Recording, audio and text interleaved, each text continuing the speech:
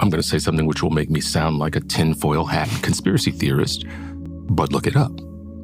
The Federal Reserve is not federal. Federal Reserve has shareholders. It is not a federal organization. The U.S. Federal Reserve Bank, the shareholders of it are the banks themselves. It's as federal as Federal Express. Bingo. So here you have a regulatory body controlled by the entities that it is regulating. The systems are too big, right? Everyone's always like, oh, Biden, oh, Trump. Well, the problem's not the president. The problem is the presidency itself, the seat. When the Constitution was drafted and the seat of the American president was formed, human beings had never traveled faster than a horse could carry them.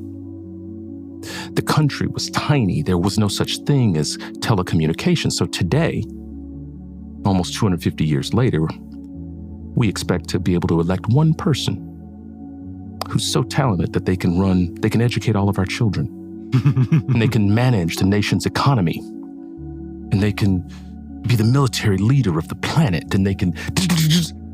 That person doesn't exist. There is no one human being that's going to come in here and magnifically wait. The systems are too big. We've got to rethink it. We got to pause and be like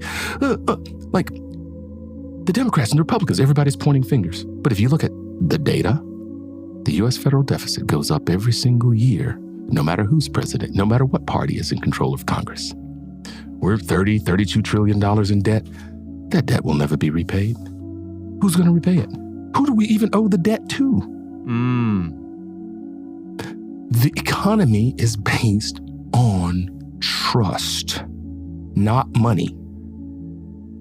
And once we understand that and its implications, and that we just literally took an economic system that was invented when people thought the sun revolved around the earth. That's literally how dumb the brightest minds on the planet were at the time that capitalism was, I shouldn't say invented, but when Wealth of Nations was published. Like, that was the worldview. And here we are today, still doing what they did.